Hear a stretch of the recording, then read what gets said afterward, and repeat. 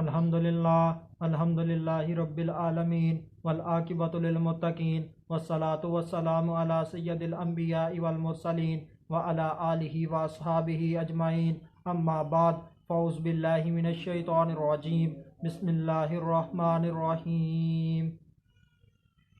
اذ قال لأبیہ یا ابت لم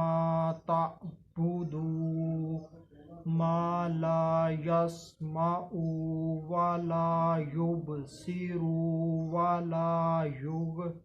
یغنی عنک شیئا، صدق اللہ العظیم۔ ان اللہ وملائکتہ یصلون علی النبی یا ایہا الذین آمنوا صلوا علیہ وسلموا تسلیما، اللہم صل علی سیدنا و مولانا محمد وبارک وسلم وصلوا علیہ، الصلاۃ والسلام علیک یا سیدی یا رسول اللہ، الصلاۃ والسلام علیک یا سیدی یا حبیب اللہ، الصلاۃ والسلام علیک یا سیدی یا محمد الرسول اللہ صلی اللہ علیہ وآلہ وسلم۔ اللہ تبارک و تعالیٰ کی حمد و ثنا اور اس کے پیارے حبیب حضرت محمد صلی اللہ علیہ وآلہ وسلم کی ذات اقدس پر درود و سلام کا نذرانہ پیش کرنے کے بعد میں سچے دل سے دعا گو ہوں کہ اللہ عز و جل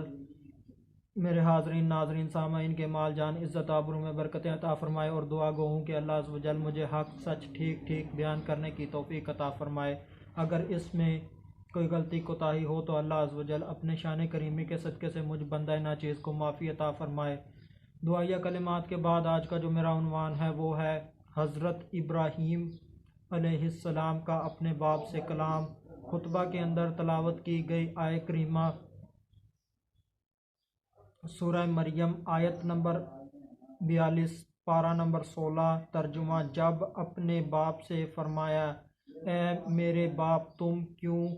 ایسے کی عبادت کر رہے ہو جو نہ سنتا ہے اور نہ دیکھتا ہے اور نہ تجھے کوئی فائدہ پہنچا سکتا ہے۔ حضرت ابراہیم علیہ السلام اپنے باپ آزر سے مخاطب ہیں، انہیں سمجھا رہے ہیں، انہیں بتا رہے ہیں کہ آپ ان کی عبادت کیوں کرتے ہیں جو نہ سن سکتے ہیں اور نہ دیکھ سکتے ہیں اور نہ تجھے کوئی فائدہ پہنچا سکتے ہیں۔ کسی کی عبادت کرنا یہ اس کی کمال تعظیم ہوتی ہے، اس سے زیادہ کسی کی تعظیم نہیں ہو سکتی کہ کوئی بندہ کسی کی عبادت کرے۔ یہ بت عبادت تو کجا، تعظیم تو کجا، بلکہ یہ جلانے اور توڑنے کے قابل ہوتے ہیں۔ یہ بت تو خود بخود بنے بھی نہیں ہیں، انسانوں نے انہیں بنایا ہے، گھڑا ہے، مٹی سے بنایا ہے، لوہے سے بنایا ہے، لکڑی سے بنایا ہے، پتھروں سے بنایا ہے۔ یہ نہ حرکت کر سکتے ہیں، نہ چل سکتے ہیں،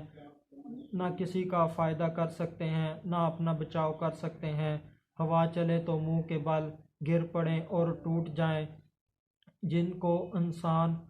اٹھا کر چلتے ہوں بھلا وہ بھی کوئی معبود ہوتے ہیں۔ ان کی عبادت کرنا، جن کو کچھ پتہ ہی نہ ہو ان کے آگے کیا ہو رہا ہے، ان کے سامنے کھانے رکھنا،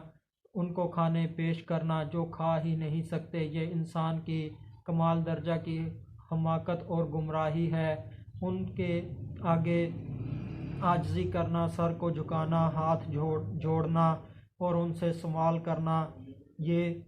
انسان کی حماقت اور گمراہی ہی تو ہے کہ جو سن ہی نہیں سکتے، کسی کا فائدہ کر ہی نہیں سکتے، ان سے مانگنا، یہ رتی برابر کسی کا فائدہ نہیں کر سکتے، یہ کچھ بھی نہیں کر سکتے۔ انہوں نے انسانوں کو کیا خاک فائدہ دینا ہے جو اپنا فائدہ نہیں کر سکتے۔ یہ تو انسانوں کے لیے بدبختی کی بات ہے جو انہیں پوجتے ہیں۔ ہاں، یہ بت کچھ نہیں کر سکتے، نہ کروا سکتے ہیں، مگر اپنے ماننے والوں کو ضرور دوزخ کے اندر لے جائیں گے۔ قرآن ہے کہ اس آگ کا ایندھن آدمی اور پتھر ہوں گے، اور جو آدمی ہیں وہ غیر مسلم ہیں، کافر ہیں، اور جو پتھر ہیں وہ یہی بت مراد ہوں گے، یہ بیکار ہیں، یہ کچھ بھی نہیں کر سکتے، کوئی ان کو توڑ دے، ان کو جلا دے، ان کو کوئی خبر نہیں، ان کو کچھ پتہ نہیں، یہ دوسروں کا کیا فائدہ کریں گے۔ آؤ او پوری دنیا کے انسانوں، اس اللہ کو مانو جو ہر وقت اپنے بندوں کی پکار کو سنتا بھی ہے اور بندوں کی پکار سن کر ان کو عطا بھی فرماتا ہے۔ آؤ اس اللہ کو مانو جو اپنے بندوں کو ہر وقت دیکھ رہا ہے، جو نہ کبھی اونگتا ہے نہ کبھی سوتا ہے، ہر وقت حاضر رہتا ہے، موجود رہتا ہے، ہمیشہ سے ہے، ہمیشہ رہے گا، جو مرنے سے پاک ہے، جو ساری کائنات کا نظام چلا رہا ہے اعلیٰ طریقے سے،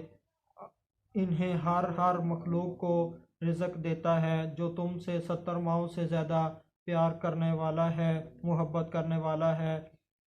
آؤ اس اللہ کو مانو جو تمہارے سینوں کی باتوں کو جانتا ہے، آؤ اس اللہ کو مانو جو حقیقی عزت عطا فرماتا ہے، آؤ اس اللہ کو مانو جو دوسروں کے دلوں میں تمہارے لیے محبت ڈال دے گا، پھر لوگ تم سے محبت بھی کریں گے، تمہاری عزت بھی کریں گے۔ آؤ اس اللہ کو مانو جو جس کے پاس ہر شے کے وسیع خزانے موجود ہیں، آؤ اس اللہ کو مانو جو مانگنے والوں سے ناراض نہیں ہوتا بلکہ ان سے خوش ہوتا ہے اور انہیں عطا فرماتا ہے۔ آؤ اس اللہ کو مانو جو اللہ اپنے بندوں کی غلطیوں کو معاف فرماتے ہیں، آؤ اس اللہ کو مانو جو تمہیں بنانے والا ہے، دنیا میں بھی تمہیں کامیاب کر دے گا اور آخرت میں بھی کامیاب کر دے گا۔ او دنیا کے غیر مسلموں، آ جاؤ اس اللہ کی بات مان لو، دائرہ اسلام میں داخل ہو جاؤ، مومن بن جاؤ، بھلائی کے کام کرو، جو تمہیں وہ اللہ حقیقی کامیابی عطا فرمائے گا، پھر تم موت کی بے تحاشا سختی سے بھی بچ جاؤ گے، قبر کی سختی سے، عذاب سے بھی بچ جاؤ گے اور حشر کے دن کی ہولناکیوں سے بھی بچ جاؤ گے، اور اللہ عز و جل تمہیں جنت عطا فرمائے گا۔ اگر تم اس اللہ کی طرف نہ آئے تو اللہ قادر ہے، قادر مطلق ذات ہے، پھر تم اسی طرح دلی طور پر پریشان رہو گے، اضطراب میں رہو گے، تمہاری ساری زندگی اسی طرح